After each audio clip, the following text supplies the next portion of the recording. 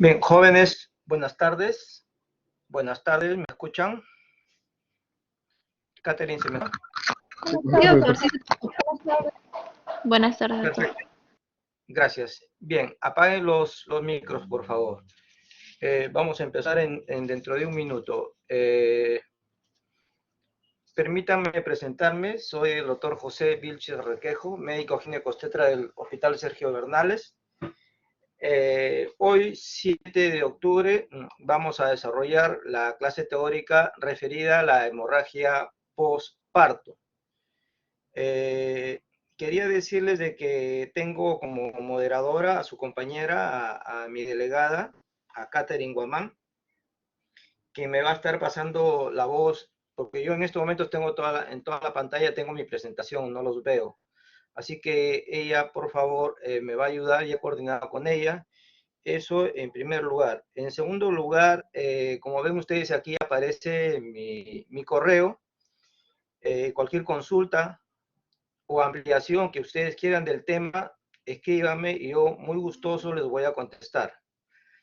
Debo decirles además que voy a entregar a mi delegada y al delegado general este archivo y dos más para complementar la parte teórica. Les recomiendo de que en base a estos aspectos teóricos, complementenlo ustedes en cada una de sus sedes con el aspecto práctico, ya sea con imágenes, con videos, incentivándolo a sus profesores para que les aclaren cualquier tema que tengan ustedes dudas. Coordinaba con Catherine respecto al tema de preguntas. Les agradecería lo siguiente. Si es alguna pregunta concreta respecto a la diapo que les estoy enseñando o participando, en la que estuviera a la vista, me hacen la pregunta corta y yo aprovecharé. De repente no me escucharon bien, no entienden la diapo, yo les puedo volver a explicar. Por cuestiones de tiempo, de repente, ojalá nos quede al final unos minutos para preguntas. Si no, como les vuelvo a repetir, aquí está mi correo. Bien, vamos a empezar, ¿sí? Vamos a empezar. Ya tenemos que se está grabando, son exactamente 2:40 y empecemos. Bien, vamos a empezar en primer lugar hablando respecto a las definiciones. Como es una cuestión teórica, de todas maneras tenemos que hablar de definiciones. Generalmente en mis diapositivas está la fuente, en este caso está acá arriba la fuente, y se define como, el HPP se refiere a la hemorragia que produce un descenso en el hematocrito periparto mayor o igual al 10%, o también se refiere a la hemorragia que requiere transfusión sanguínea durante o después del tercer periodo del parto. Definiciones, como ustedes van a ver, hay varias definiciones, ¿sí? Arriba está la fuente para este cuadrito y se refiere al HPP primaria, ¿ok? La HPP primaria y la HPP secundaria. La HPP primaria también se le llama inmediata. ¿Por qué? Porque ocurre dentro de las primeras 24 horas. La otra se le llama la tardía y ocurre después, hasta las 6 semanas. Generalmente la primaria, esta es por supuesto más frecuente y está ahí la atonía uterina. En cambio, en la secundaria está relacionada a la retención de restos placentarios ovulares. La primaria, más que todo está relacionada a la hemorragia, por supuesto, y la segunda está relacionada más que todo a un cuadro infeccioso generalmente. Las fuentes están arriba, son varias a nivel mundial, tanto arriba como en la parte acá de la derecha, y todas estas se refieren a la definición más conocida. ¿Cuál es la definición más conocida y que está en todos los libros? Se refiere a HPP, a un sangrado vaginal mayor de 500, tras un parto vaginal, ¿sí? Tras un parto vaginal. Y si se trata de una cesárea, hablamos de 1000, ¿sí? Además, se habla de aquella hemorragia que amenaza con ocasionar una inestabilidad hemodinámica en la parturienta. De repente yo mismo me hago algunas preguntas. Doctor, o sea que tiene que haber hemorragia vaginal.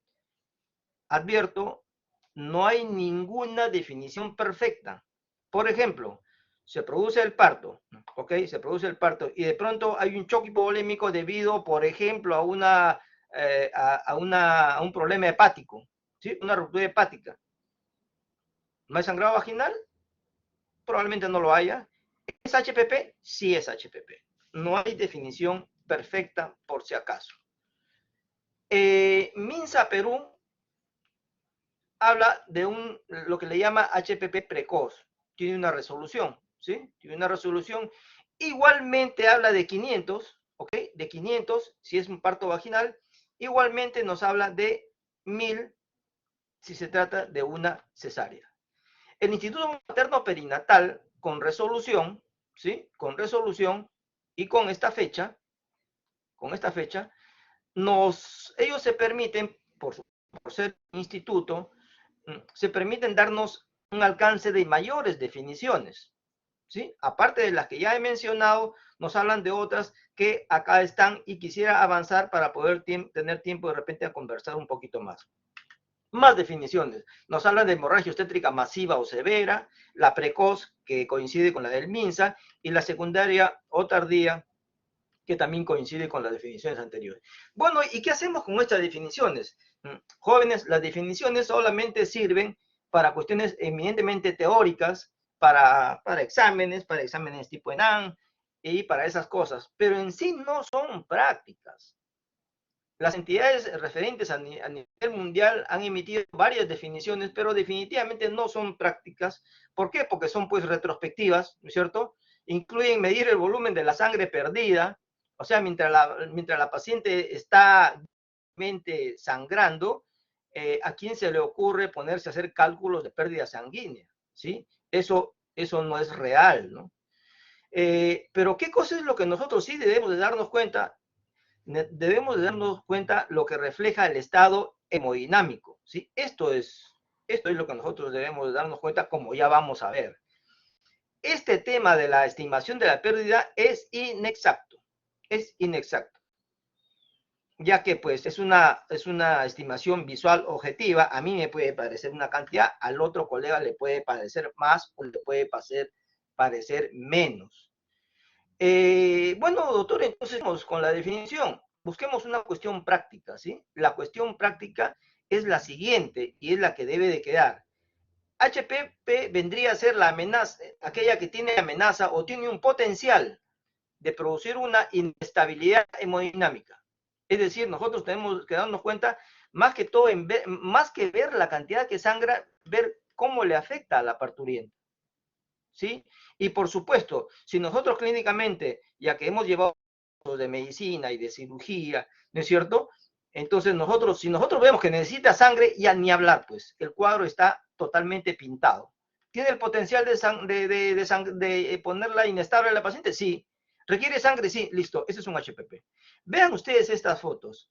Si ustedes ven, estas fotos las tomé yo mismo. Esta es una enfermera, ahí están sus pies. La he puesto ahí como perspectiva para que vean ustedes la cantidad de gasas grandes, dressing le llamamos nosotros, y la cantidad de sangre. Échate a calcular, tendríamos que pesar esto, hacer cálculos, y en ese momento no tenemos tiempo. Fíjense ustedes, en este otro lado no está la enfermera, pero está un balón de oxígeno grande, tan grande como ella. Entonces nos podemos dar cuenta la cantidad de dressing, estos más mojados, menos mojados, ¿sí? Y menos mojados. Entonces es muy difícil el cálculo, ¿sí? Igualmente acá está alguien de centro quirúrgico parado para que nos diéramos cuenta. Ahora, no solamente está en el sangrado en los dressing, está en una sábana, e inclusive está en el piso. Miren ustedes cómo engaña esa foto que les estoy sacando y poniendo. Miren cómo engaña, ¿sí? Engaña, ¿por qué? Porque cualquiera pensaría que todo esto de acá es sangre, y no, no, jóvenes, no todo esto es sangre, esto es un plástico. Este es un plástico, pero engaña. Este es el cordón umbilical, esta es una paciente que llevó un expulsivo, como se dan cuenta ustedes, todavía ni siquiera nos dio tiempo para cambiarla, está con su propia ropa que vino de la calle, no dio tiempo de ponerle botas ni nada. Parece que estuviera sangrando mucho, pero no, no está sangrando, pero el rojo engaña. Ese es el tema de la percepción. En cuanto a la frecuencia, abajo está la fuente bibliográfica, se presenta entre el 1 y 5% de todos los partos. En el Perú esto se presenta hasta el 10% de los partos y es la primera causa, hasta el 40% de muerte materna en el Perú. La más frecuente, por supuesto, es la atónica, es decir, la HPP relacionada a la atonía uterina, que puede ser entre 70 y 90%. Y hay otros como retención de tejido placentario, que es menos frecuente, la traumática también, pero la atonía uterina es la más frecuente. Vayamos al tema del cuadro clínico. ¿Cómo se comporta clínicamente una mujer que está sangrando masivamente por un HPP? Obviamente hay sangrado vaginal abundante, lo clásico, ¿no es cierto? Taquicardia, lo clásico, hipotensión arterial, taquignia, y ojo, aquí está puesto al último, pero es muy básico el tema de la conciencia. Jóvenes, no solamente tomemos el pulso, no solamente tomemos la presión, generalmente esto se le hace que lo haga ¿quién? Que lo haga la enfermera o que lo haga el interno, que obviamente cuando somos internos no tenemos experiencia, de repente es la primera oportunidad de ver tanta hemorragia, pero no descuidemos por favor de esto, jóvenes, la conciencia, hablar con la paciente, hacerle preguntas sencillas, como en qué mes estamos, en qué hospital está, y cosas así. Si duda, si se demora, y hay trastorno de la conciencia, y eso es muy importante. Lo clásico, por supuesto, trastorno de la conciencia, sudoración, taquicardia, cianosis, el tema de los signos vitales inestables. Esto es tremendamente importante, por supuesto, el llenado capilar, todo eso ustedes ya lo saben perfectamente. Hay dos cositas que yo quisiera mencionar respecto al examen físico. Siempre estamos hablando de la presión y del pulso. Jóvenes, les recomiendo estas dos cositas. No solamente se fijen en esto. No solamente estén esperando que haya taquicardia o que haya hipotensión, porque cuando la enfermera nos avisa, nos pasa la voz que la paciente está hipotensa, la paciente ya está grave. Ojo, ya vamos a ver en unos cuadros. No esperemos taquicardia e hipotensión. tenemos que estar nosotros delante del problema, ¿ok? Si yo espero que haya taquicardia, espero que haya hipotensión, la paciente ya la recibo de un síndrome de disfunción multiorgánica y por supuesto de la disfunción multiorgánica a la muerte hay solamente un pasito nada más. Vayamos a evaluar el tema de las causas. Vamos a ver nosotros que las causas las podemos dividir en causas uterinas y causas no uterinas, ¿ok? Respecto a las causas uterinas, en primer lugar, por supuesto, la atonía uterina es la primera que debemos de descartar porque es la que nos va a dar un poco tiempo para actuar. Restos placentarios, si nos da tiempo. Desgarro cervical, tenemos que actuar rápido. Hay que fijarnos si la presentación es anormal, si hay dehiscencia o rotura del útero, inversión uterina. Y hay causas no uterinas que se refiere al tracto genital inferior, que ya no pertenece al útero, pero ya pertenece a vagina, ¿no? Coagulopatías, hematomas. Recordemos que estos hematomas ocurren las 2 primeras horas, se presenta con dolor, es lo clásico, y también se choca, ¿no?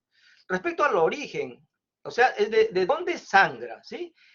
Obviamente va a sangrar de una parte contráctil, que viene a ser el sitio de la implantación, y hay otras zonas que son o no se contraen o son poco contráctiles, como por ejemplo el ligamento ancho. Ahí también hay hemorragia, por supuesto, también puede haber hemorragia acá, ¿sí?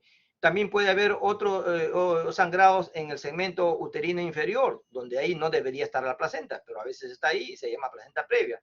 El sangrado puede ser en el cervix si ha habido una lesión, puede ser en vagina o en el periné, inclusive puede ser en vejiga, uretra o uréter. Factores de riesgo ampliamente conocidos, hay hasta mnemotecnia que la vamos a ver ahora mismo, placenta previa, por supuesto, placenta previa, acretismo placentario, coriontitis, endometritis, cuando usamos sulfato de magnesio, cuando usamos útero inhibidores, cuando tenemos un parto prolongado, ¿sí? Demora mucho tiempo, o al contrario, tumultuoso o muy rápido. Cuando la paciente tiene una cicatriz por una cesárea anterior, es portadora de miomas. Y por supuesto, felizmente, menos frecuente las coagulopatías. Recordemos cuando generalmente, y ustedes están ya pronto, mañana, ya hacen el internado, ustedes son los que hacen la historia clínica, ¿sí? El antecedente. El antecedente de haber tenido un HPP es muy importante. Hay otras causas metabólicas, farmacológicas, ¿sí? Farmacológicas, el sulfato de magnesio es un fármaco que lo utilizamos, los adrenérgicos, también los bloqueadores de los canales del calcio, estos también son factores para que se produzca una atonía uterina. La retención de coágulos, definitivamente pues un embarazo múltiple ni hablar, ¿no? Mayor distensión uterina, un bebé macrosómico, un bebé que pese más de 4 kilos, o un útero muy sobredistendido por abundante cantidad de líquido amniótico, un parto precipitado o un parto instrumentado también son factores. Vamos a la parte de la regla mnemotécnica, ¿sí? La mnemotecnia, la parte de cómo nosotros nos podemos acordar, recordar fácilmente, le llamamos las 4 T's. T de tono, T de tejido, T de trauma y T de trombina. ¿Sí? T de tono, T de tejido, T de trauma y T de trombina para que nosotros nos acordemos. Vamos a analizar brevemente cada uno de ellos.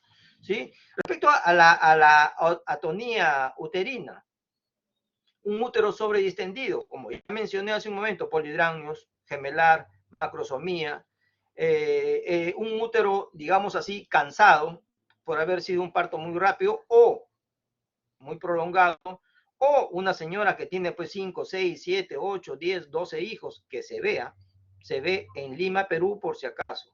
En los hospitales que estamos en los conos, vemos esto todavía por si acaso. Infecciones, alteraciones anatómicas del útero, miomas, por ejemplo. En cuanto a tejido, se refiere a los tejidos, ya sea placentarios o coágulos, que hayan quedado en el útero. Trauma se refiere a los desgarros en el canal, ¿sí? Un parto no bien atendido o un parto precipitado o un parto instrumentado.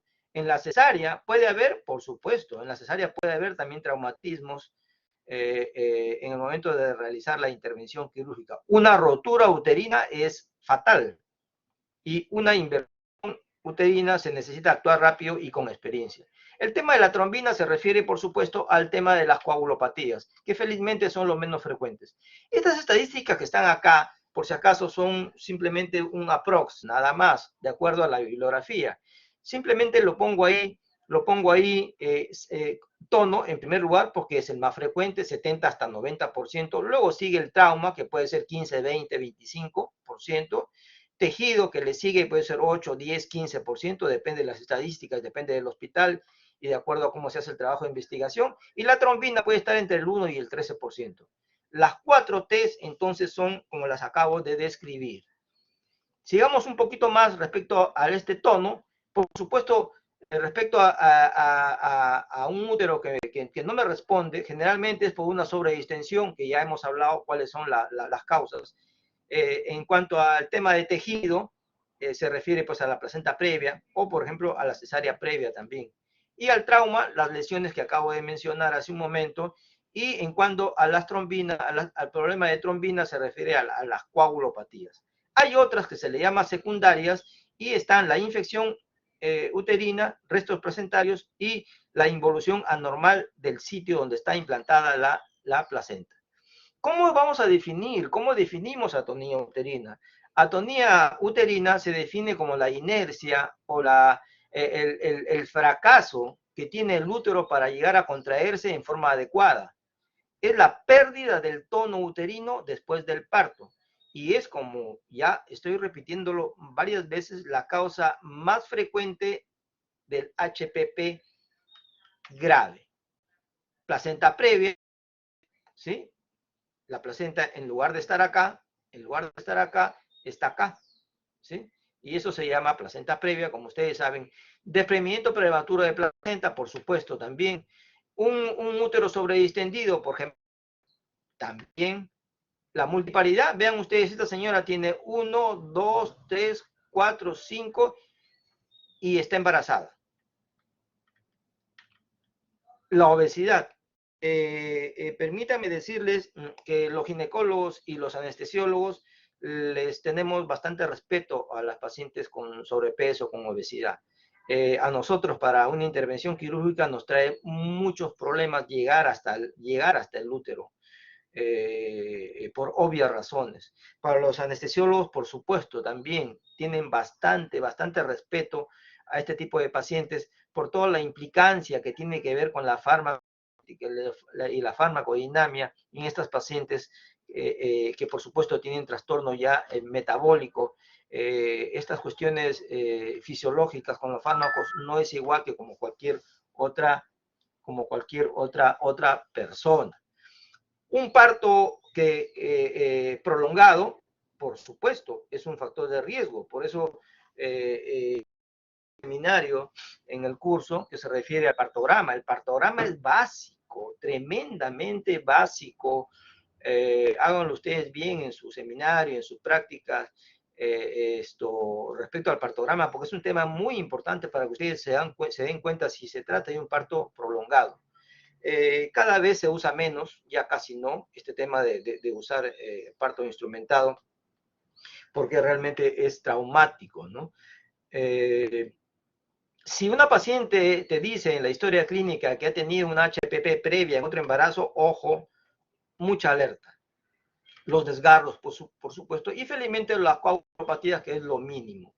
Si nosotros queremos seguir enfocando los factores de riesgo para HPP, tenemos que pensar en factores anteparto, intraparto y posparto. Por supuesto, si empezamos por el posparto, las laceraciones, ¿sí? La ruptura, inversión.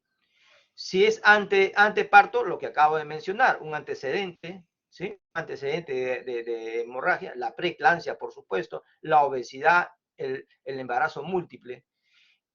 Ni hablar de preeclampsia, ¿no? Definitivamente es un factor de riesgo. Cualquiera del primero o segundo o el tercer periodo del parto prolongados son definitivamente factores muy importantes. Una parturienta que esté con fiebre, es un factor. Un trabajo de parto del cual estoy induciendo con oxitocina. La edad también es muy importante. Y por supuesto, el tema de la cesárea previa, que cada vez es más importante por temas. Un concepto bien básico que tenemos que tener. Se le llama la hora cero, ¿sí? O también la hora de oro, como quieran. A medida que transcurre el tiempo, ¿sí? Porque esto de acá viene a ser tiempo, ¿sí? Y esto viene a ser los casos. A manera que va transcurriendo el tiempo entre el punto de choque y el inicio de la resucitación, va a disminuir el porcentaje de pacientes que supervivan, por acidosis, por supuesto. Entonces, mientras más rápido actuemos, sería mejor. Este es un cuadro bastante conocido, ustedes deben haberlo visto en otros cursos seguramente. Fíjense, tenemos nosotros el shock dividido en clase 1, clase 2, clase 3 y clase 4. Le pongo este cuadro que para ustedes ya es conocido, simplemente para resaltar que la taquicardia, ¿sí? La taquicardia empieza en la clase 2, la hipotensión, fíjense ustedes, ¿ah? Fíjense ustedes, porque a veces los médicos cometemos errores y no hacemos caso de las cosas que nos enseñan, que son cosas simples, jóvenes. Fíjense ustedes, cuando nos llama y nos dice, doctor, la paciente está hipotensa, y cuando le digan, doctor, 6.3, mejor piensen que no está con 6.3, mejor piensen que está con 4.0. ¿Sí? Ya está en fase 3, y de la fase 3 para llegar a 4, falta un pelito nada más. Así que nosotros no debemos de esperar que suceda esto, ni debemos de esperar que nos avisen. Tenemos que estar ahí, debemos de estar ahí. La única manera, como ese dicho, ¿no? ¿Quieres que salgan bien las cosas? Bueno, pues si quieres que salgan bien las cosas, hazlas tú mismo, ¿ok? Y esto que aquí en la imagen que yo he hecho copiar-pegar, dice ligera ansiedad. Esa ligera ansiedad no solamente es ansiedad. Si ustedes le comienzan a preguntar, efectivamente sí, puede estar ansiosa o ya puede empezar a estar un poquito letárgica, un poquito lenta, un poco bradisíquica, un poco que tú le preguntas le haces una pregunta fácil y no te la contesta. Entonces, esa paciente ya está acá. Entonces, aquí debemos de actuar. No esperemos taquicardia e hipotensión. Por favor, jóvenes, no esperemos eso. Este es el mismo cuadro, ¿sí?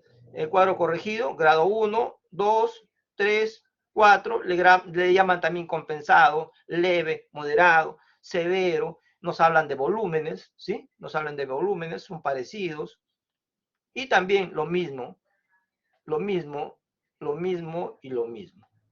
Pero siempre nos resaltan, por favor, que se les quede bien claro, estado de conciencia. Y para que tú puedas evaluar a tu paciente el estado de conciencia, tienes que estar al lado de ella, pues. No vas a estar esperando que te llamen, ¿no? Se necesita ser fino para poderse dar cuenta cómo está tu paciente. Ahora, si estás con tu paciente ahí y estás con tu celular y con el WhatsApp, la costumbre que tenemos ahora, no te va a ir bien.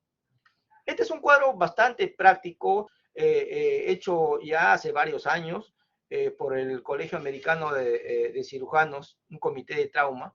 Varios países hicieron esto, administraron esta cantidad de líquidos que aparece arriba, y hay 3 tipos de respuestas. Una respuesta rápida, una respuesta transitoria y no hay ninguna respuesta. Si hay una respuesta rápida a estos 2 litros, yo podría pensar que el sangrado ha sido mínimo.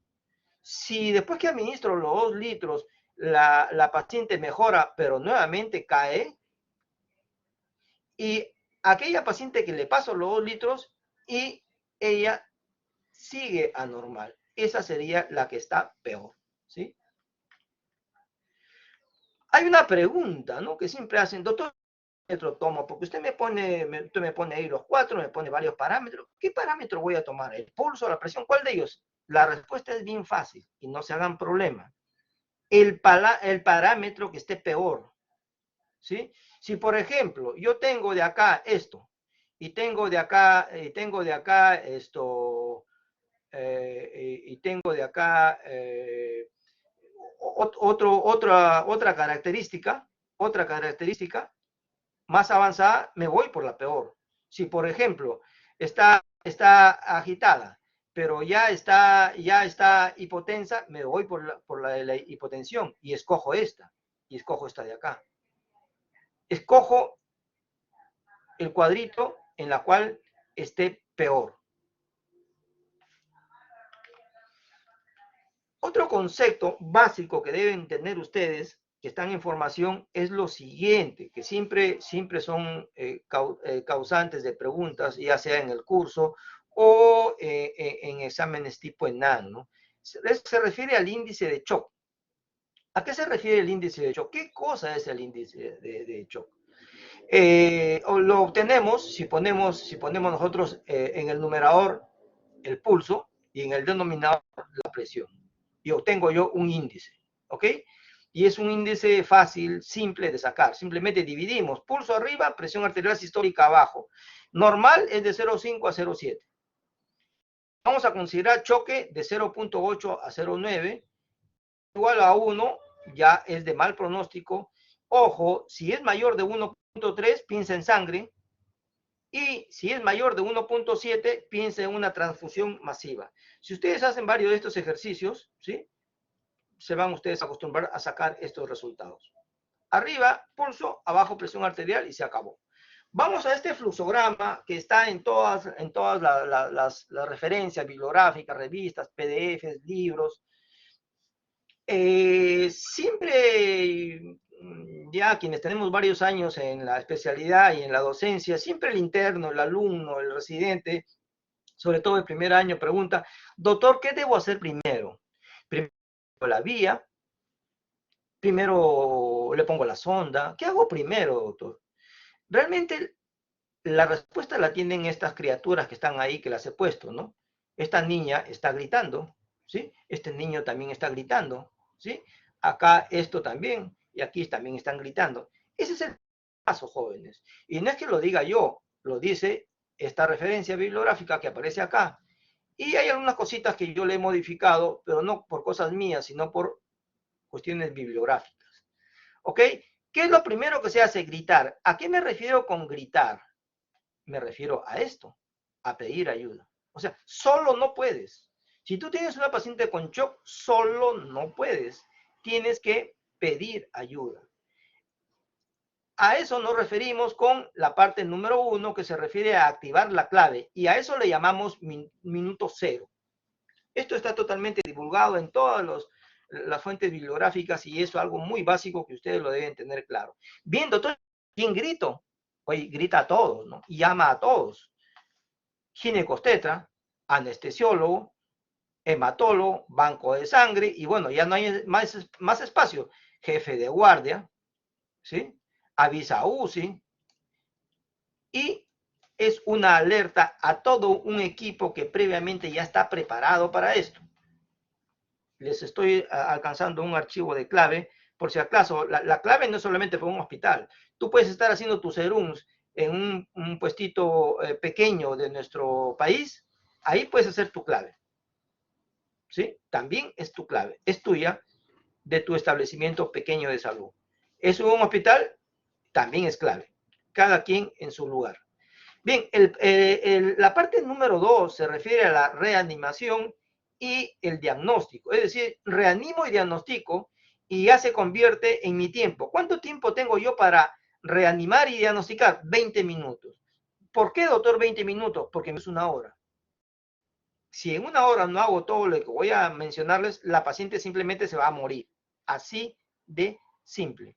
¿Qué hago en estos primeros 20 minutos? Oxígeno, ¿sí? 2 vías, antes se decía 2 vías, una en cada brazo. No, en un solo brazo las 2 vías. Clasifico mi shock, empiezo con fluidos. La siguiente pregunta que siempre hacen: doctor, ¿arranco con agua o arranco con sangre? Concretamente yo les voy a decir lo siguiente: depende de tu escenario.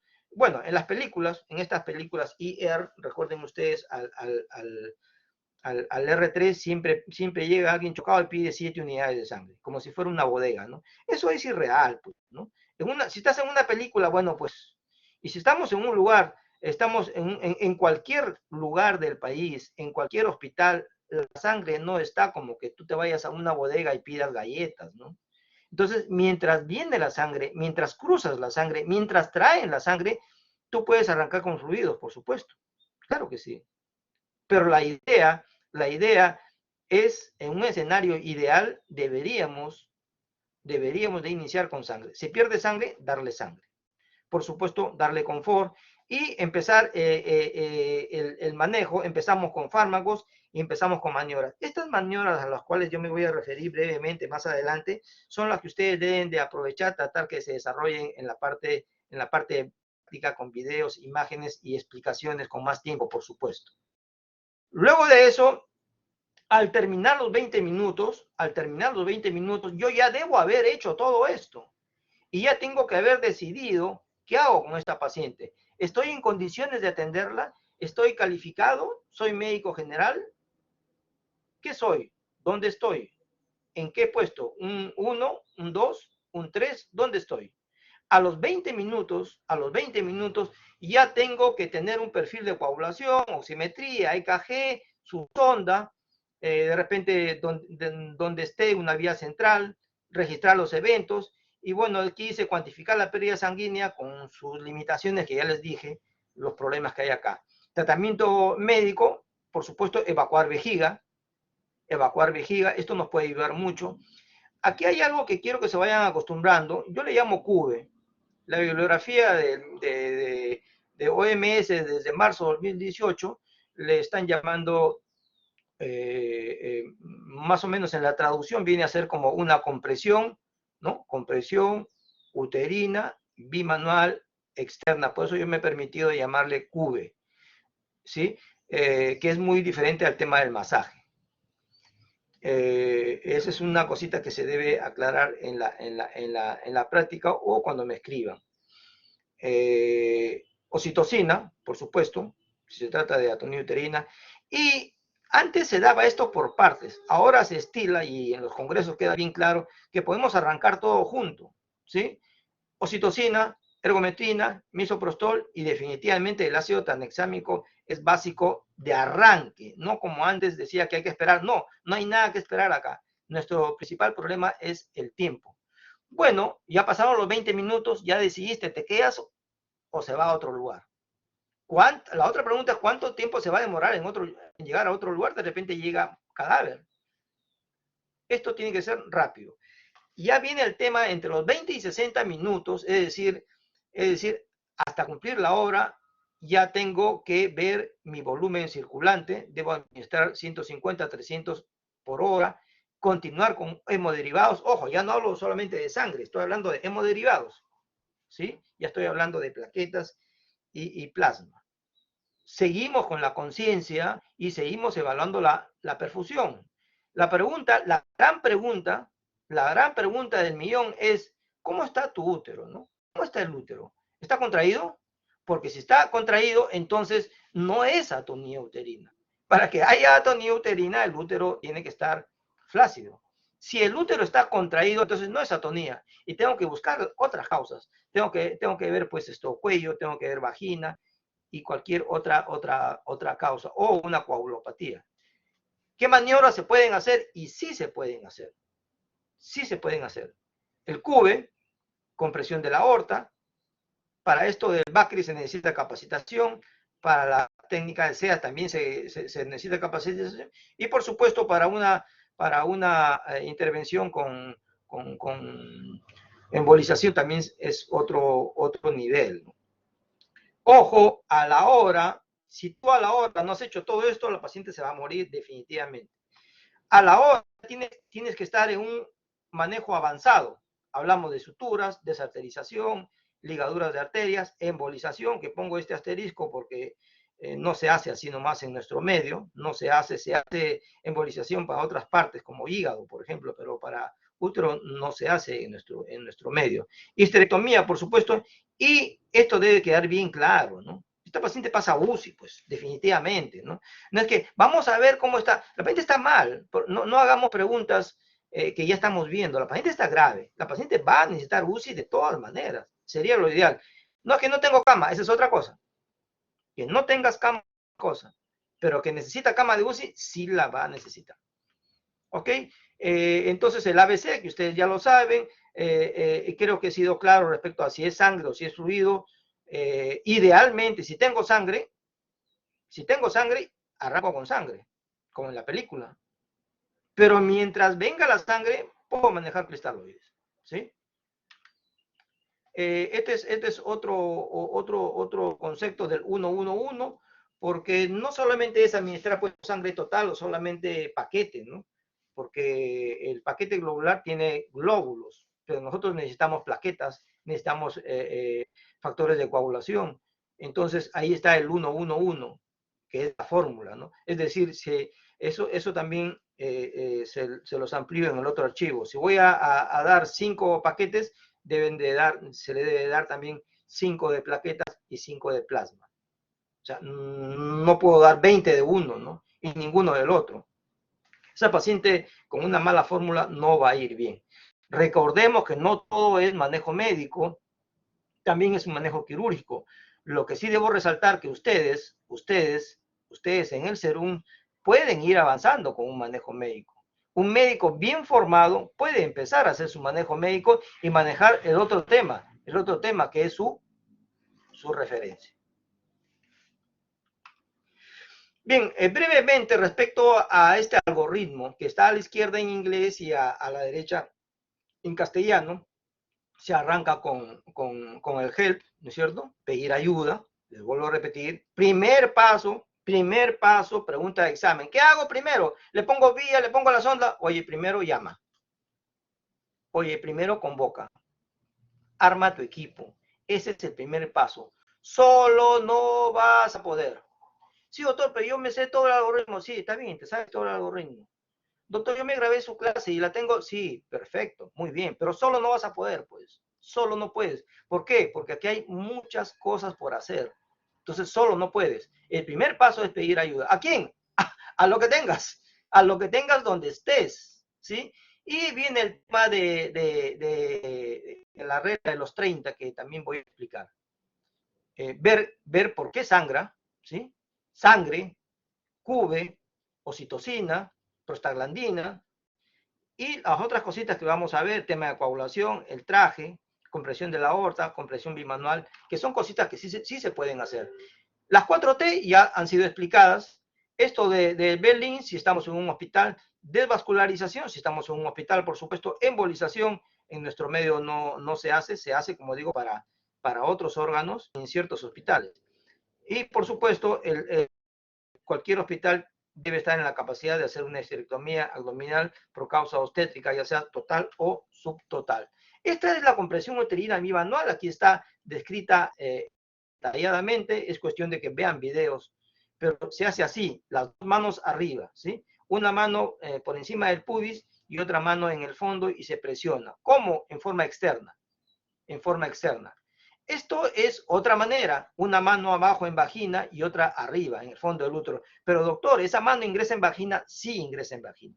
Recuerden ustedes que por ahí ha salido ya un bebé que debe haber tenido un diámetro biparetal de 9 centímetros, fácilmente ingresa una mano. Una mano en vagina, ¿sí? Y la otra mano en el fondo del útero, haciendo una compresión a este nivel. ¿Puedes hacer eso? Por supuesto que puedes hacerlo. Yo, médico general, terumista, ¿lo puedes hacer? Por supuesto que lo puedo hacer. Por supuesto. No pensemos solamente, por favor, jóvenes, en referir. Está bien, refieran, pero la referencia tiene que ser oportuna y adecuada. Y si es adecuada o no, va a depender de ti, que eres médico general y eres la persona más preparada en ese momento. ¿Puedes hacer esto? Por supuesto que lo puedes hacer. ¿Esto puedes hacerlo? Sí lo puedes hacer. ¿Esto lo puedes hacer? También lo puedes hacer. ¿Sí? Comprimir la aorta Doctor, se puede hacer. Sí. ¿y para qué se hace la compresión uterina, lo que usted explicó? A ver. ¿Esto? ¿Te refieres a esto? ¿Sí? Sí, doctor. Hola. Ya. Sí, doctor. Mira, Ya, está bien. Gracias por tu pregunta. Mira, se supone que es una atonía uterina. Aquí hay fibras musculares. Estas fibras musculares no están contraídas, ¿ok? Y aquí hay un vasito, aquí hay otro vasito, arterias, venas, ¿sí? Y las fibras musculares están por acá, como una red. Fibras, todas estas fibras se contraen, estos colapsan y para el sangrado. Como estas fibras no están funcionando, entonces yo tengo que actuar con mis manos para hacer que este útero se achique, se empequeñezca y estos vasos colapsen. ¿Me expliqué? ¿Te contesté tal vez? Sí, doctor. Eso es para Hola. tratar la Ok, hemorragia gracias por tu postparto, ¿no, pregunta. doctor? Así es, de eso estamos hablando. Ese es el tema. ¿Sí? Sí, doctor. Así es. Gracias por tu pregunta. Aquí igual, ¿no? Una mano arriba, la otra abajo. Esto es para explorar la cavidad uterina. También se necesita una capacitación, por supuesto. La compresión de la aorta. Ustedes saben que la aorta baja más o menos unos 4 centímetros a la izquierda del ombligo. Entonces presionamos acá, así en esta manera, de esta manera, y nos cercioramos de que no llegue, no esté pasando el pulso femoral. Porque si yo presiono y está pasando la sangre por la femoral, pues entonces no estoy presionando bien. Si yo presiono la aorta, las femorales deberían de desaparecer su latido. De ahí ya salen esto, yo ahí me puedo cerciorar de que lo estoy haciendo bien. El índice de shock, ¿sí? Esto ya les expliqué, es una diapo repetida. La regla de los 30 también es una regla mnemónica y jóvenes, yo les recomiendo que se adhieran a las mnemotecnias. Es bueno. La verdad es que es muy bueno pegarse a la mnemotecnia, sí ayuda. ¿A qué se refiere la regla de los 30? Se refiere al índice de choque, ¿sí? 30% de pérdida de sangre, es un shock moderado. Si el pulso me aumenta en 30, si la frecuencia respiratoria es más de 30, si la presión arterial sistólica disminuye en 30, si la diuresis es menor de 30 por hora, si el hematocrito ha caído en más de 30%, y si el índice de shock es de peor cuando me aumenta en 30%. Acuérdense de esa mnemotecnia, es fácil de aprenderse, se llama la regla de los 30. Esta es una diapo muy importante, muy importante. Hace un momento, ¿no? ¿Qué se debe usar? Está bien, a la vez, oxitocina, ergometrina, misoprostol, sí, pero perfecto. Vean esta diapo. Si yo para hacer la prevención de la hemorragia postparto usé oxitocina y no me resultó y la paciente me comienza a sangrar, yo puedo repetir, yo puedo usar oxitocina otra vez, puedo usar misoprostol, puedo usar ergometrina. Si usé como prevención ergometrina, la puedo repetir, ¿ok? Pero acá hay un dato muy importante. Si tú usaste misoprostol para la prevención, si tú usaste misoprostol para la prevención, que puedes haber usado 600 microgramos, y si sangra, es decir, el miso no te hizo caso, mejor dicho, el útero no le hizo caso al misoprostol, lo recomendable es que, repito, si es que usaste miso para prevenir, te sangra, no deberías repetir misoprostol, porque si ya le diste 600 y después le vas a dar 800 más, es demasiado y el miso tiene muchos efectos secundarios. Tengan cuidado, es un dato que les doy. Bien, este cuadrito también es muy importante. Como lo vuelvo a repetir, yo le voy a alcanzar a nuestra delegada de mi sede, a Catherine y al delegado general, les voy a pasar otro archivo que se refiere al manejo activo del tercer periodo. Bien, entonces yo ya hice mi manejo activo del tercer periodo, bueno, pues no me hizo caso, no me fue bien y se me presenta la hemorragia postparto. Bien, obviamente sangra, comienzo a monitorizar. La idea es que yo esté ahí, no que me llamen, porque hasta que me llamen ya perdieron tiempo. Y empiezo con el ABC, que para ustedes no es chino. Ustedes ya saben, acceso endovenoso, 2 accesos, los 2 en un solo brazo. Repito, los 2 en un solo brazo. El otro brazo queda para el tema de funciones vitales, toma de muestras, fluidos y mantener esta presión en la medida de lo posible. Cube, ¿puedo hacer cube? Por supuesto que puedes hacer cube. Evacuar vejiga, lo puedes hacer. Y comienzo a investigar. ¿Dónde me sangra? ¿Dónde? Porque yo no soy un robot. Ah, HPP, atonía. No, no siempre. 70-90%. Pero hay un 30% que no es atonía uterina. Tengo que ver, en primer lugar, obviamente, si está contraído o no el útero, ¿no? Eso es lo primero. ¿Cómo lo hago? Con el cube, pues. Con el cube yo me doy cuenta.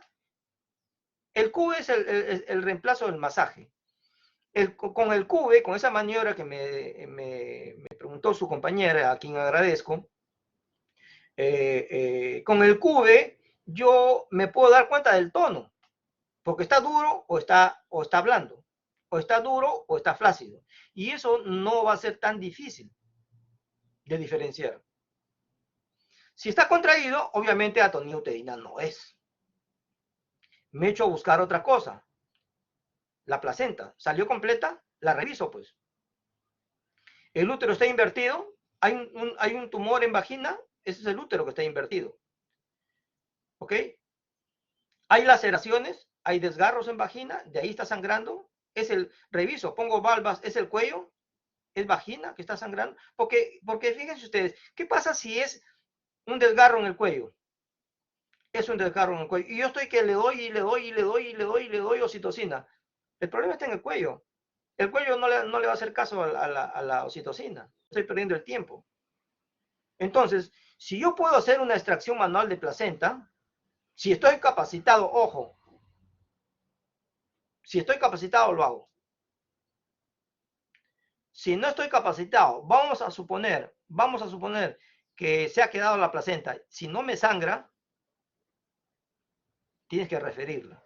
Si estás capacitado, puedes hacer la extracción manual de la placenta. Bien, avancemos. Esto es todo el arsenal que tenemos, ¿sí? Esto es todo el arsenal que tenemos. Tenemos tratamiento médico farmacológico, el tema del código o clave roja, el tema de revertir el shock, que ya hemos hablado de eso, ya sea fluidos o hemoderivados, depende de dónde estoy. Si estoy pues haciendo mis serums en el cerro de un pueblo pequeño de nuestro querido país, pues no tengo sangre ahí, pues no tengo sangre. Entonces, fluidos, hasta ver el tema de la referencia. Oxitocina, carbetocina, ergometrina, sintometrina, prostaglandinas, ácido tranexámico. Y ya el tema quirúrgico, ¿no? Que tiene que ver ya con un tema de especialidad, ¿no? El balón de Bacri, suturas envolventes, técnica de SEA, ligadura de arterias, embolización, que como repito en nuestro medio no se hace, histerectomía. Y lo otro que ya hemos mencionado, que sí se puede hacer, que es el CUBE y el tema de la aorta. El ácido tranexámico, que lo menciono acá, la dosis, cuando la primera, cuando las siguientes dosis, lo más antes posible, por favor. Si yo le voy a dar ácido tranexámico a las 6 horas, ya no sirve de nada, pues. Estás gastando por las puras, ya no te sirve. Si ya pasaron 3 horas, dicen la bibliografía que ya no sirve. Así que lo más pronto posible, ahí está la presentación y ahí está la dosis y avanzo. Bien, ahora veamos, el profesional siempre tiene que tener una vista panorámica, Bien, ¿qué hago yo si estoy en el primer nivel, en el primer contacto con la paciente? Porque, ojo, el HPP está bien, ya tienes ahí a la paciente, ya está consangrado. Pero, ¿qué debo hacer para que eso no suceda? ¿Qué debo hacer yo como interno? ¿Qué debo hacer yo como médico serumista? En donde, ¿qué es lo que debo hacer? Pues un buen control prenatal, ¿sí? Un buen control prenatal, ya se ha hecho teoría, deben haber hecho práctica respecto a las normas de cómo se hace un control prenatal, identificar factores de riesgo, que hemos hablado ahora bastante de eso. La referencia debe ser oportuna, o sea, una cesárea anterior 3 veces, no la voy a mandar a las 38 semanas, pues. Una cesárea anterior 3 veces, si yo la capto en un pueblito pequeño, tengo que referirla tempranamente. Si yo tengo una paciente diabética, no la voy a llevar hasta el final del embarazo. La debo en el primer trimestre, nomás tengo que agarrar y referirla. Si tengo un embarazo gemelar, no voy a esperar que me llegue al tercer trimestre, debo de deshacerme de esa paciente, debo de referirla. Recuerden ustedes que una de las normas en control prenatal dice que máximo en el segundo o tercer contacto con la paciente ya debe de saber dónde va a dar a luz. No va a estar esperando tener 37, 38 semanas para recién ponerse a pensar dónde va a dar a luz. ¿Sí? Tratar de mejorar la hemoglobina que voy a entregarle a quien va a atender el parto, que debe tener un perfil de coagulación. Ya si estoy en una fase superior, prevenir el shock, diagnosticar oportunamente. ¿Sí? ¿Cómo diagnostico oportunamente? Como les dije, conciencia, pulso, presión y estar ahí con la paciente. Si la voy a hospitalizar, depósito de sangre. Si estoy como interno, avisar a los familiares que deben de depositar sangre. Estoy hablando de pacientes que tienen factores de riesgo. Si como interno te toca atender, participar en la atención del parto, aprende pues a hacer tu manejo activo, ¿no? Lo vas a necesitar en tu serum, lo vas a necesitar y lo vas a extrañar y te vas a acordar de nosotros cuando quieras hacerlo y no lo recuerdes o no lo repasaste bien. La cesárea debe ser programada. Si es cesárea anterior, debe ser programada con un cirujano experto. Ojo, esto es un dato muy importante. Ya si entramos a una fase más superior, ya hemos hablado de esto, pues, ¿no? Activamos el tema de la clave, revertir el shock, detener la hemorragia, las vías, ¿sí? El cube, uterotónicos, B-Lynch, el balón. Y si estamos ya en una fase mayor, por supuesto que ya estamos hablando de cosas mayores, ¿no? Hemoderivados, estamos hablando de UCI, porque obviamente tú en donde estés haciendo tu tener UCI. Entonces, ¿dónde me ubico? Donde tú te ubiques, donde estés como interno, mixta, o estés ya en un hospital, donde quieras, no te vas a escapar porque tienes que hacer. Ya sea en primer contacto como médico general, en fase 0, fase 1 o fase 2, donde quieras, tú estás en capacidad de afrontar un HPP. El traje anti-shock, que sí sirve, es bueno que ustedes vean videos, que vean sus prácticas a sus profesores en sus sedes, díganles cómo es el tema del traje anti-shock, vean videos, imágenes, tiene su fundamento fisiopatológico, por supuesto. Este es el balón de Buckley, que también se requiere capacitación, por supuesto, se requiere hacerlo para poder realizarlo en la práctica. La técnica de SEA consiste, esta es una parturienta, está sangrando, y obviamente, como ustedes saben, por aquí están las arterias uterinas, por donde pasa, va a llegar la sangre en un 70% a través de esas arterias. Entonces, mediante 2 pinzas Fester, yo voy a bloquear esta zona. Esa es la técnica de SEA. Lo que yo voy a bloquear es esta zona, ¿sí? Esta zona de acá, ¿sí? Por supuesto, con cuidado de no presionar el uréter. Esto es una técnica que se hace mediante capacitación. No sé si ustedes han llegado a tener a la vista alguna de estas bolsas de agua caliente. Se usaban hace mucho tiempo. Ahora hay otras de otro tipo. Pero si ustedes han tenido de ver con las abuelitas estas bolsas, esta es una caja para capacitarse, ¿no? Este es el útero, ¿cierto? Este es el útero y este es el cuello. Sí, así queda el cuello. Así queda el cuello después de un parto. Bien, esto, y acá está el colega capacitándose, acá están las pinzas, ¿sí? Ahí están las pinzas. Y finalmente ahora ya con maqueta, ¿no? Esta maqueta ya está colocada, ya están colocadas las dos. ¿Que se puede hacer esto, que es muy difícil? No, te puedes capacitar, se puede capacitar y puede salvar una vida. Puede salvar una vida. No es tan difícil esta capacitación. Bien, pues, ¿qué podemos hacer? Puntos de Bellynch, ligadura de arterias uterinas, ligadura de arterias uterováricas, histerectomía. Solamente hacer recordar esto que dice acá, ¿sí? La histerectomía es la opción más segura para personal poco entrenado cuando fallan las ligaduras vasculares y puntos hemostáticos. Imagínense que algunos de ustedes jovencitas, tienen digamos, un primer parto o una primera cesárea, imagínense que en el peor de los casos se pierda el producto de la gestación y a la vez se encuentren en un lugar donde podrían hacer una histerectomía, pues simplemente se les desgracia su vida y su salud productiva, ¿no? Porque se quedan sin bebé, se quedan sin útero. Entonces, el hospital, todos los hospitales deberíamos estar en la capacidad de tener valga la redundancia, una capacidad resolutiva de atender un parto seguro, personal capacitado, sala de operaciones, sangre, anestesiólogo. Eso sería lo ideal.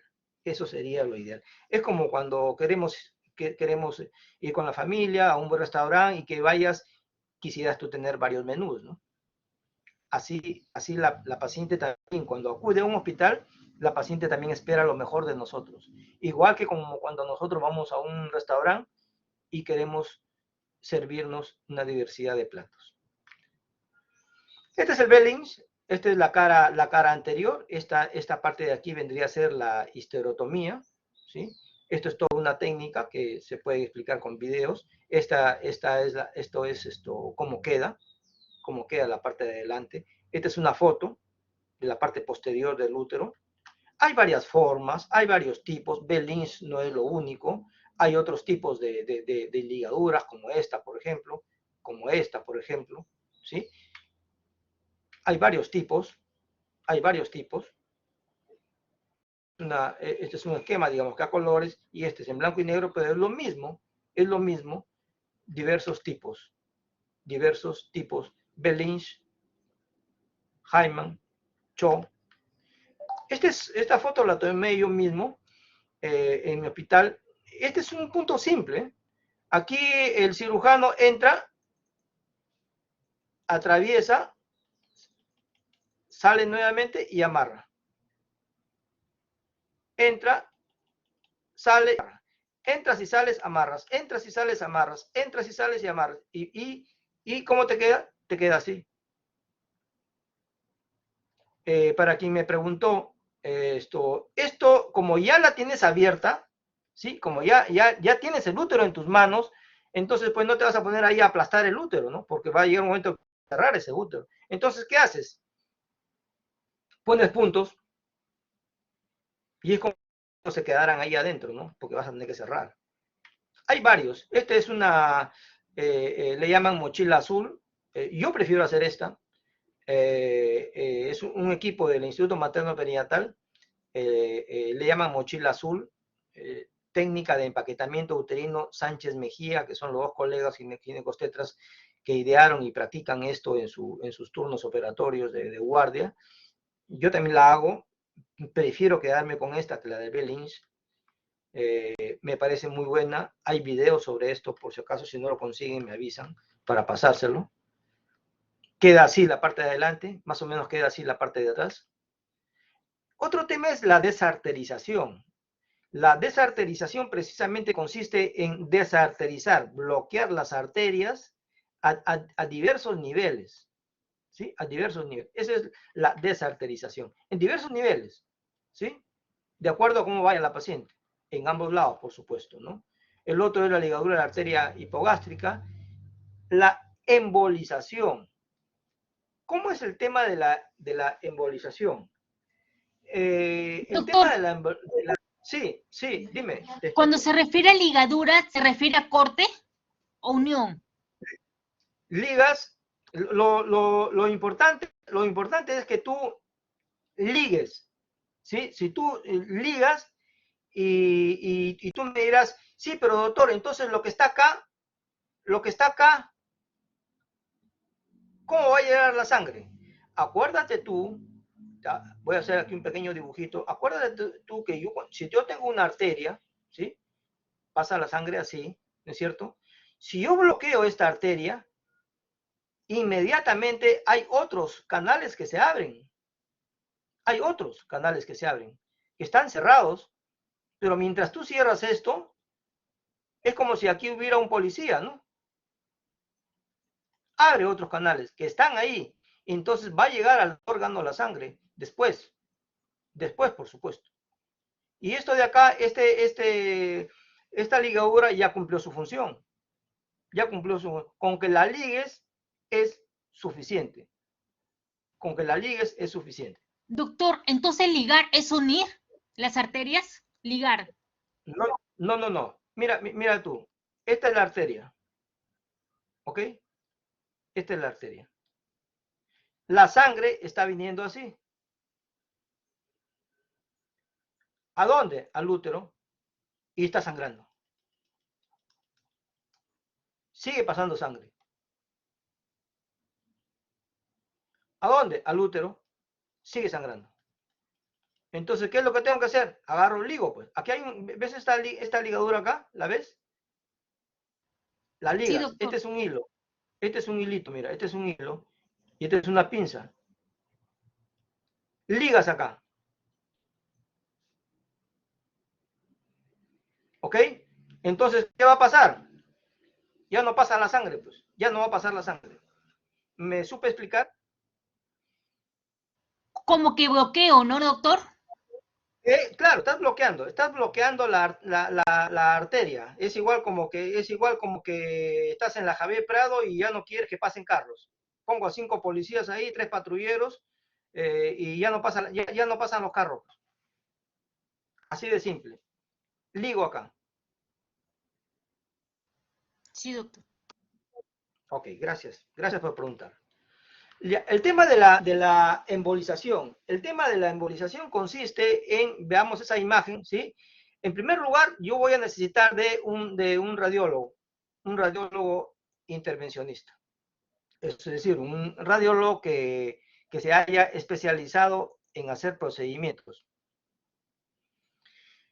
Obviamente, necesito anestesiólogos, ¿sí? Se aborda, igual que para hacer la cateterización de Stein, por ejemplo, ¿no? Se aborda a través de la arteria femoral, a la altura de acá, de la ingle, ¿no es cierto?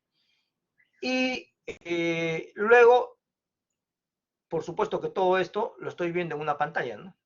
Todo esto lo estoy viendo en una pantalla, ¿sí? Como radiografía. Y ahí voy a lograr ver dónde está sangrando. Y ahí en esa zona se va a colocar un material embolizante, que es como una especie de gelatina, digamos, ¿no? Al depositarla en ese vasito sangrante, esa sustancia va a ocluir el vaso, que cumple la misma función como si estuvieras ligando y cortando, ¿no? ¿Sí? ¿Cuál es la ventaja? Que es selectivo, solamente va a la zonita esta donde me está sangrando, solamente a esa zona, ¿sí? Ya no me va a bloquear arterias solamente donde me está sangrando. No va a ser necesario que le saque el útero, me va a conservar la fertilidad. Y por supuesto que en ese momento va a ser que yo renuncie o difiera a hacerle una histerectomía y poder esperar. ¿Poder esperar qué? Poder esperar mejores condiciones, poder llevarla a otro lugar o tal vez mejorar su hemoglobina, mejorar las condiciones y tomar decisiones y ver cómo me va. Si me va bien y la paciente no tiene hijos o quiere preservar su fertilidad, obviamente que con su consentimiento informado se puede actuar.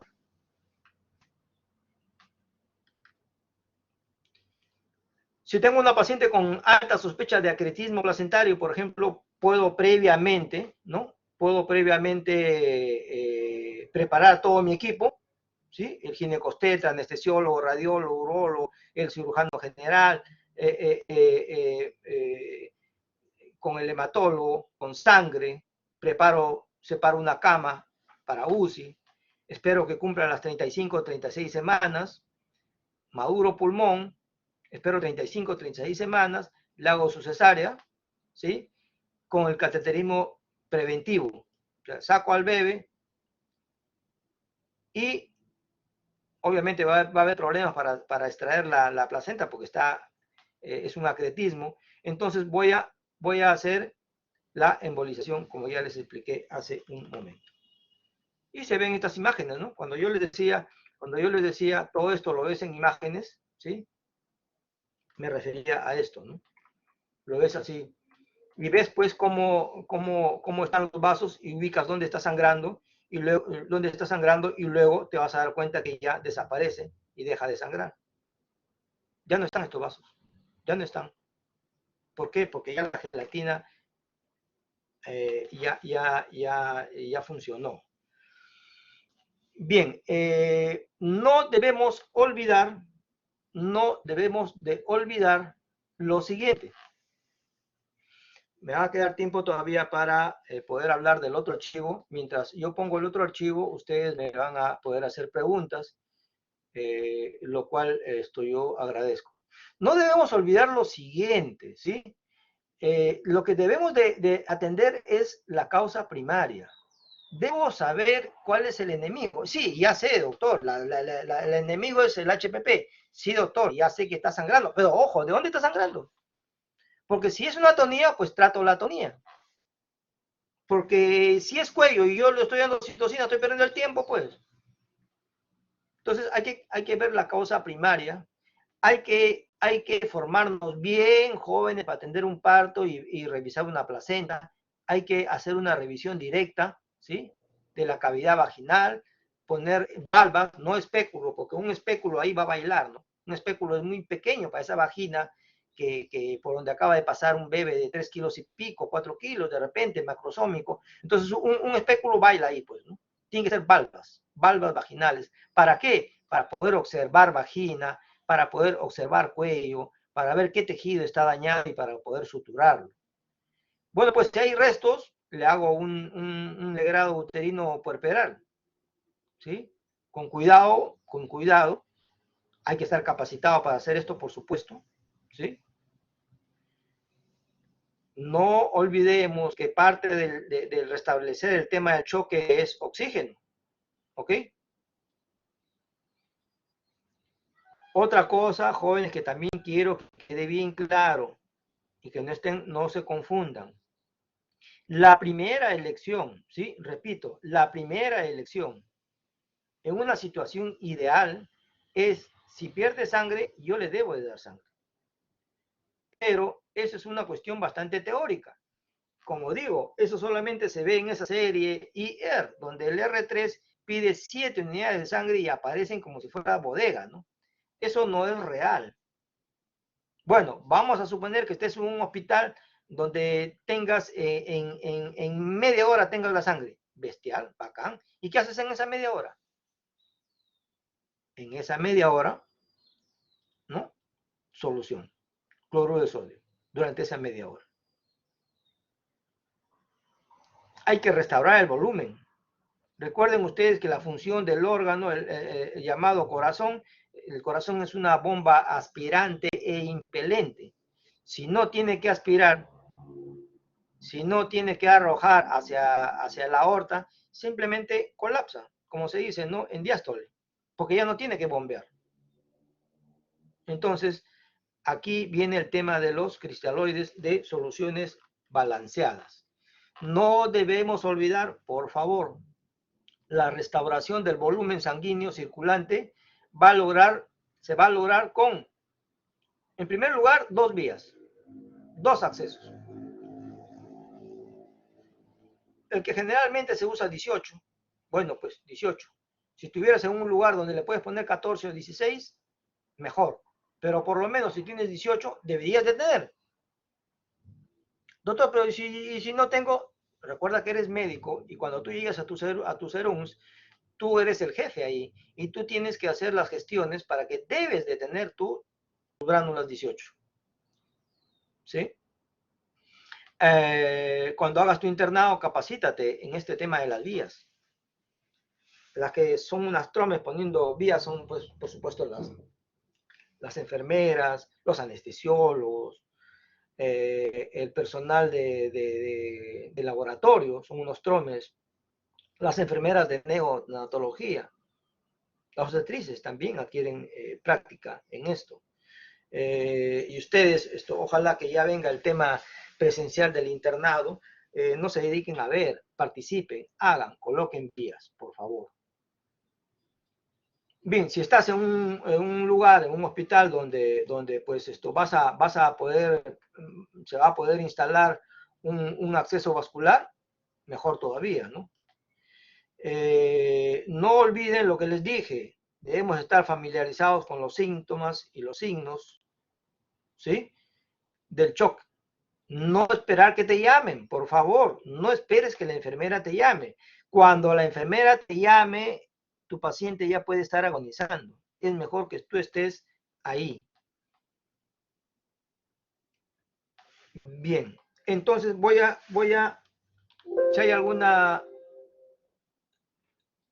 si hay alguna pregunta, me la van haciendo mientras yo, como tengo tiempo, voy a presentar otro archivo. Sí, que haga nomás esto, Jacqueline, que haga nomás la pregunta, ¿sí? Sí, doctor, no sé si me escucha. Sí, te escucho. Ya. En cuanto al tono, se le administra los medicamentos todos juntos. Si es que no funciona, me dice que tengo que volverle a administrar. Ahí decía la oxitocina y la ergometrina, menos el misoprostol. Si es a la misma dosis que había iniciado inicialmente. Sí, sí, pero ojo, si es miso no, ¿eh? Si utilizaste miso, no deberías volver a usar misoprostol. La ergometrina puedes administrarlo, más dosis, sí, por supuesto. Hay un límite, pero sí puedes usar varias dosis. La oxitocina, por supuesto que sí, también puedes usar varias dosis. Lo Igual que todo no debes... junto, menos el Sí, sí, misoprostol, claro. sí, pero menos misoprostol si ya lo usaste. Gracias, doctor. No, gracias a ti por preguntarme.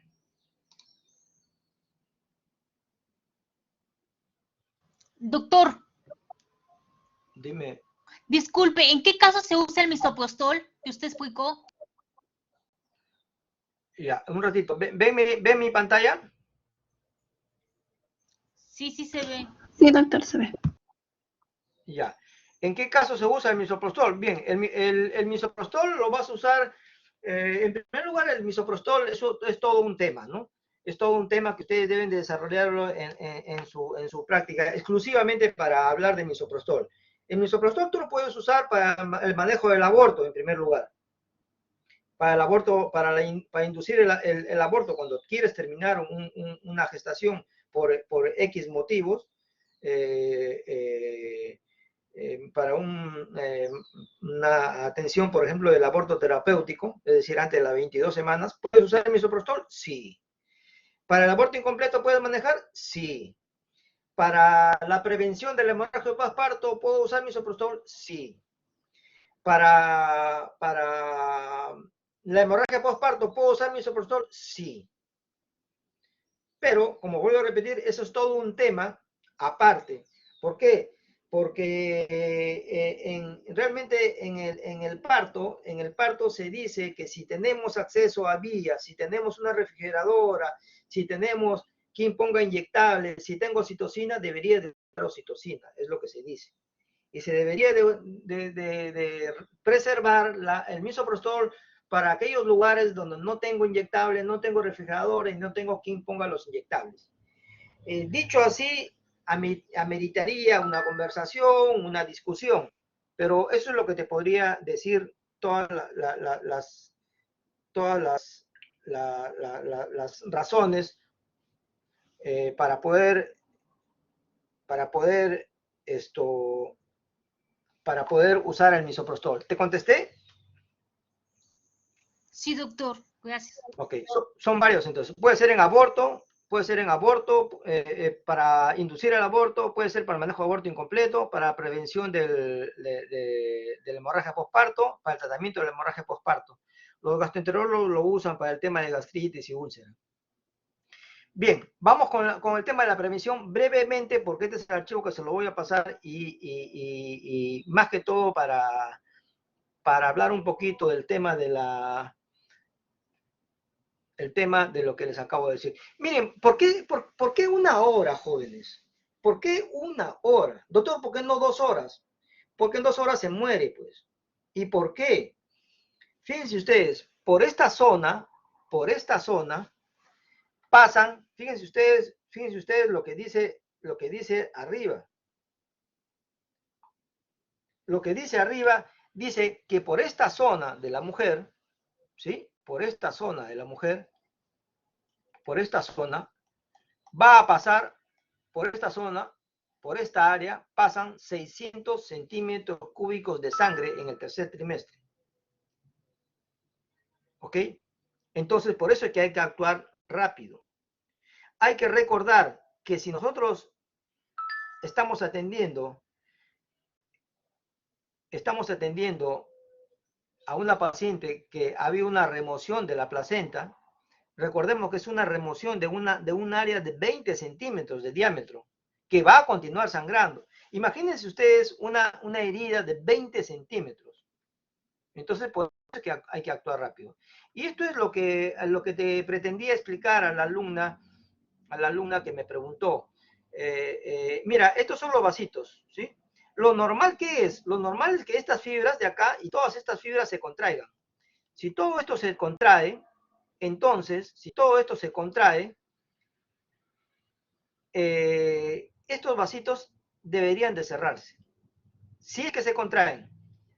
¿Por qué? Porque es así, ¿no? Aquí hay un vasito, aquí hay otro, aquí hay otro, aquí hay otro, aquí hay otro, ¿sí? Los vasitos están así. Entonces, si todo esto se llega a contraer adecuadamente, entonces esos vasitos van a cerrarse y no hay sangrado. Estas son las llamadas suturas fisiológicas o también ligaduras vivas, llamadas así por un autor llamado Basket en el año 2000. Bien, respecto al manejo activo del alumbramiento, voy a ir, como se dice, al grano, ¿sí? Al grano, para que de repente les agradecería, tenemos tiempo de algunas preguntas, ¿sí? ¿Cuál es esto nosotros ya lo hemos hecho en nuestra sede como práctica. De repente para ellos se le va a hacer, o para quienes hayan hecho ya esto en su sede, respectiva sede, se le va a hacer más fácil entenderlo. ¿Cuál es el problema? ¿Cuál es el problema? Tengo dos problemas. Uno, el tono, y el otro, el tiempo. ¿Bien? ¿Es bueno que yo conozca a mi enemigo? Sí. ¿Cuáles son las armas de mi enemigo? ¿Qué es lo que yo tengo que manejar? El tono y el tiempo. ¿Qué significa? Que si no funciona el tono, si no hay tono, la paciente me va a hacer una atonía. ¿Qué pasa con el tiempo? Si el tiempo se me prolonga, el alumbramiento se va a prolongar y por lo tanto va a haber mayor sangrado, ¿sí? Va a haber mayor sangrado, podría haber atonía, pero mientras esté la placenta adentro, mientras el alumbramiento no ocurra, va a seguir sangrando. Entonces, yo ya ubiqué a mi enemigo. Mi enemigo se llama tono y el otro enemigo se llama tiempo. Entonces, ¿qué hago? ¿Ataco por ahí? Vamos por ahí. ¿Cómo manejo el tono? ¿Cómo manejo el tono? Oxitocina, por decir uno. ¿Cómo manejo el tema del tiempo? ¿Cómo manejo el tema del tiempo? Pues no la hago de pasivo, no hago manejo pasivo, no hago manejo expectante, sino hago un manejo. Alumbramiento dirigido podría ser, doctor. ¿Cómo? Se puede hacer lo que es el alumbramiento dirigido o sea, para disminuir. Eso es, a eso me refiero. Se le llama manejo activo, se le llama manejo dirigido también, ¿sí? Son sinónimos. Lo que pasa es que estoy haciéndolo más rápido, ¿sí? Lo estoy haciendo más rápido por tema de tiempo, ¿sí? A ver, ¿dónde estoy? Acá. También le llaman dirigido. Entonces, yo le doy un oxitóxico, llámese oxitocina, y hago esta maniobra, la maniobra de Brandt-Andrews.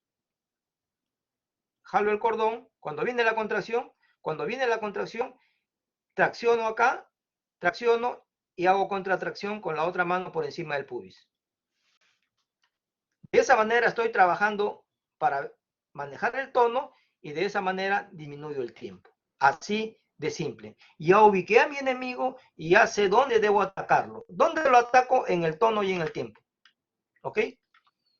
Entonces, acá está lo que me preguntabas, ¿no? El expectante, el pasivo, es el que no hago nada, cruzo los brazos y espero que Dios me ayude y que baje la placenta sola. Eso se llama pasivo. El manejo activo es el que ha demostrado mundialmente servir de verdad y es el cual estoy describiendo, ¿ok?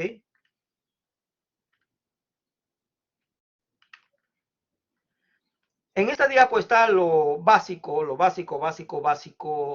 referido al manejo activo del tercer periodo. Y está con rojo, ¿sí? Son 3 cositas que yo tengo que hacer. 1, 2 y 3. Empecemos por el 1. En primer lugar, para que se llame manejo activo del tercer periodo, yo tengo que usar un oxitóxico. Si alguien les dice, yo he hecho Doctor, manejo activo, sí, dime. doctor, disculpe, ¿el manejo activo del tercer periodo se refiere a la hemorragia postparto? ¿Manejo activo? No. El manejo activo, o sea, tú atiendes un parto, ya pasó la fase de dilatación, ya salió el bebé, o sea, ya pasó el tema del expulsivo, y ahora falta que salga la placenta. ¿Ok? Entonces, el manejo activo se refiere a manejar el tercer periodo del parto. Si tú estás ya en un HPP, ya que vas a prevenir, pues ya tienes ahí, ya tienes al enemigo encima. Ya no tienes nada que prevenir. El manejo activo del tercer periodo es para prevenir la HPP. Repito, si ya tienes un HPP, si ya tu paciente está chocada, ¿qué manejo activo vas a hacer? Ahí ya no es un manejo, ahí lo que es, ya no es prevención, ahí ya es tratamiento. ¿Me dejo entender? Sí, Una doctor, se cosa es refiere al manejo. Se refiere al manejo activo del tercer periodo del parto, ¿no? Después del parto. claro. No, después es que el parto tiene 3 periodos. La fase 1 que es dilatación, la fase 2 que es el expulsivo y la fase 3 que es el alumbramiento. El manejo activo es para que se lleve a cabo más rápidamente el alumbramiento. Es para prevenir. Si yo, disculpa mi ejemplo, pero si yo ya sé que en la calle están asaltando, ¿no es cierto? ¿Yo qué debo hacer? Debo de tener cuidado, no estar solo o sola, de repente no llevar muchas cosas de valor, saber por qué lugares voy a ir, aunque ahora te pueden asaltar en cualquier lugar. Digamos que eso sería, o que alguien te recoja, o ir con otra persona, o ir entre varios, qué sé yo, maneras de prevención. ¿Y qué prevención vas a hacer cuando ya te asaltaron, pues? Si ya te asaltaron, ¿ya qué prevención vas a hacer? Esto es prevención. El manejo activo del tercer periodo es para que no ocurra un HPP. ¿Me expliqué? Sí, doctor. Gracias. Bien, entonces, para que se llame manejo activo del tercer periodo, en primer lugar tiene que haber un oxitóxico. Si alguien dice, he hecho manejo activo, ¿le pusiste oxitocina? No, entonces no has hecho nada, pues. No has hecho nada. Lo segundo es la maniobra de Brandt-Andrews, es decir, tracción contra tracción. ¿Sí? Tracción contra tracción. Ese es otro componente. Es decir, el manejo activo tiene 3 componentes. Este que está acá, ¿sí? El oxitóxico, el otro es la tracción y el otro es el tema del CUBE. Son 3. A la pregunta, ya como cuestión para acordarse, ¿qué es el manejo activo? El manejo activo es una estrategia, es una actividad que está compuesta de 3 actividades, básicamente. Administrar un oxitóxico, hacer la maniobra de tracción contra tracción y el CUBE. Eso es. Ahora, ¿cómo se hace? Bueno, son los Doctor, oxitóxicos.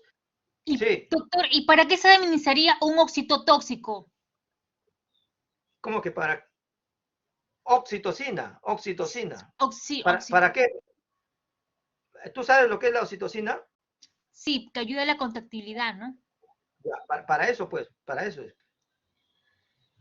Tú cómo imagínate, ¿no? En el supuesto caso de que tú sabes manejar un cuchillo y a ti te atacan con cuchillo, ¿usarías tu cuchillo si tú lo sabes usar? ¿Es tu vida o la del otro? ¿Qué haces? Sí. ¿Lo usas? Si es para salvar mi vida, no haría resistencia. Sí, sí, pues, pero te vuelvo a repetir, claro, está bien, yo también haría lo mismo. No hago resistencia porque el otro sabe usar mejor su arma que yo, pero yo te estoy poniendo en un caso supuesto de que tú también sepas manejar un cuchillo. Disculpa el ejemplo, pero si tú también sabes manejar un cuchillo y es tu vida y sabes que muy probablemente te va a matar porque estás drogado y estás borracho, y si tienes la oportunidad de Entonces sí, defender, por supuesto. Entonces la pregunta es, ¿tú eres médico, médica, sabes usar la oxitocina? La respuesta es sí. ¿Lo usarías? Te estoy preguntando. sí también, doctor. Sí, Por doctor. supuesto, claro, claro que sí. Así de simple, ¿no? Así de simple. Así de simple. ¿Por qué? Porque así como tú has sido capacitada para usar el cuchillo, nosotros en la universidad te estamos enseñando mediante varios cursos para que puedas manejar un choque. Y en este caso estamos enseñándote cómo manejar la oxitocina. Bien, ya es otro tema ver si el cordón lo corto inmediatamente, precoz o tardío, ya ese es otro tema. Esta es la maniobra, esta es la maniobra de cómo se hace, ¿sí? Aquí tracciono y aquí hago la contratracción. Este es una comunidad en la cual se está haciendo una capacitación. Esto no está bien, ¿sí? Está muy lejos. Esto de acá, este cordón está muy lejos, se va a romper. La pinza, esta pinza de acá debería estar acá. Pero igual sirve, cualquier imagen sirve para enseñar. Aquí tracciono, ¿no? Aquí tracciono y aquí hago la contratracción. Esta es la persona que está en capacitación y estas son las personas que le están enseñando. En maqueta, igual el capacitador, la partera, son lugares de África probablemente en los cuales se está capacitando. Esto está más largo porque probablemente ya la placenta está bajando, pero debería empezar acá, ¿sí? Estas son las imágenes, ¿sí? Aquí tracción y aquí la contratracción.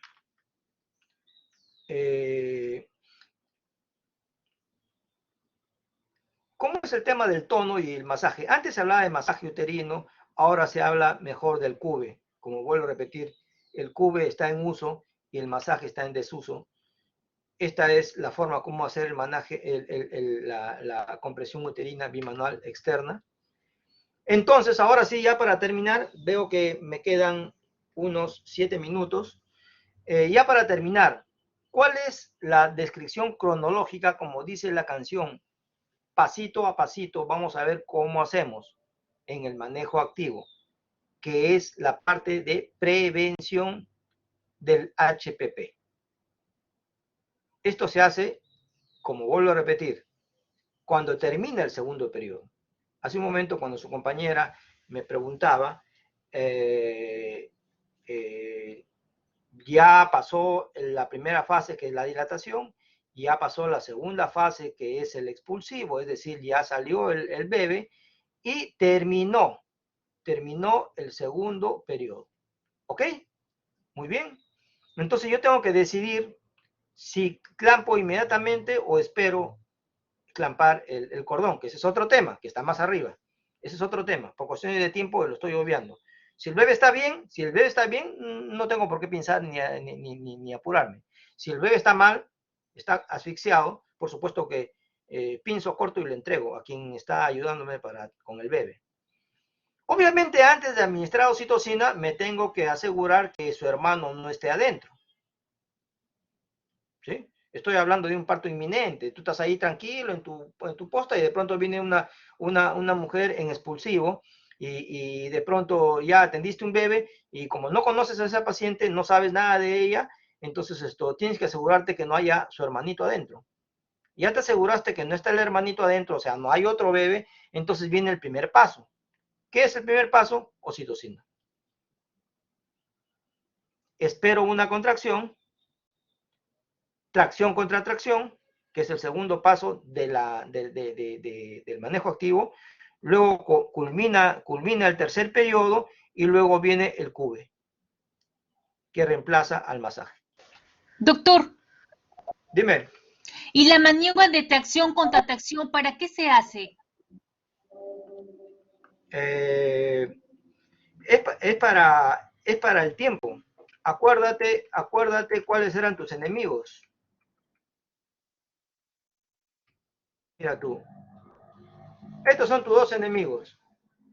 ¿Cómo atacas el tono? Con la oxitocina. ¿Cuál es tu otro enemigo?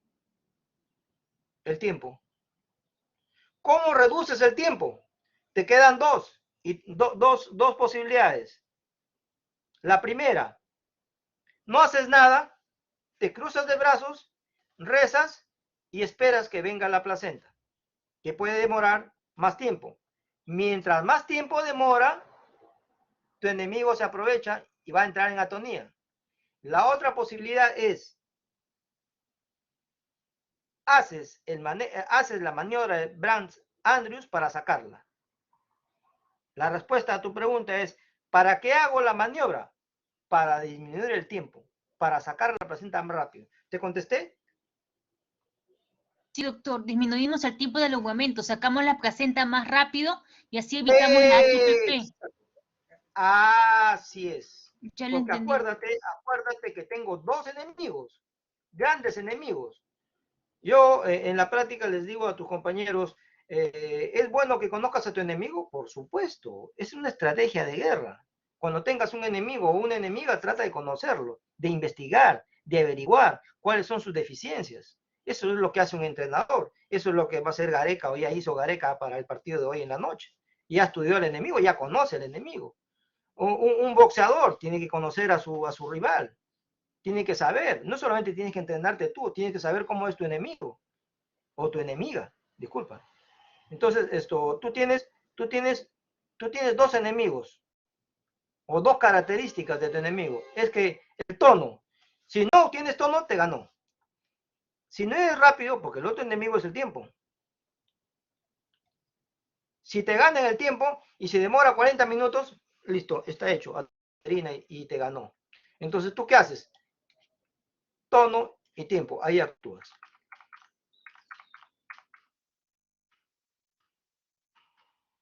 Bien, entonces, bien jóvenes, ¿alguna pregunta más? Que nos quedan 2 minutos.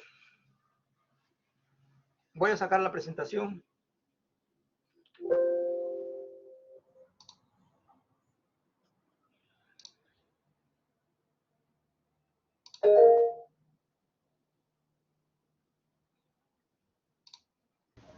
Sí, Olga tiene una pregunta. Sí. Sí, ¿quién? Sí. Pregunta nomás. Sí, doctor, le quería preguntar, por ejemplo, en el tercer periodo, en el periodo de aquí estábamos hablando del alumbramiento, si te encuentras frente a una placenta tipo Duncan, que por ejemplo el sangrado es de una forma más profusa que la de tipo Schultz, ¿cómo podrías diferenciar que no es una hemorragia? Es una hemorragia uterina, no precoz, porque yo sí, cuando atendí un parto sí me encontré con una placenta tipo Duncan y vi que el sangrado era bien profuso, ¿no? Y es de manera precoz a diferencia de la Schultz. Qué buena pregunta. te agradezco. Mira, obviamente tú vas a atender el parto, estás atendiendo el parto y ya sabes que va a sangrar. O sea, ya sabes que ya sea Duncan o ya sea Schultz, van a tener diferentes formas de sangrar, pero ambas van a sangrar. Sí, efectivamente, como tú dices, una de ellas es más aparatosa, ¿no es cierto? Entonces, ¿qué es lo que haces?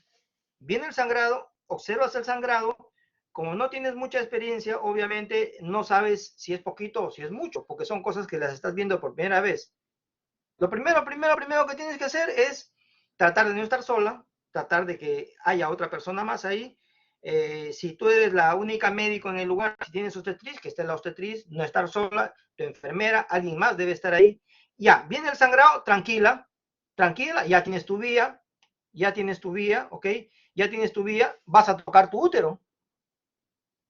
Vas a tocar tu útero, haces tu cube, ¿sí? Haces tu cube y por supuesto que empiezas a hacer tu manejo activo. Ah, ya salió la placenta, perdón. Ya salió la placenta, comienza a sangrar, evalúas la cantidad de sangrado, como no tienes experiencia, no sabes si es poquito o mucho, porque son cosas que la ves por primera vez. Entonces, ¿qué es lo que haces? Cube. Si el útero está bien contraído, más tranquilidad, no es atonía.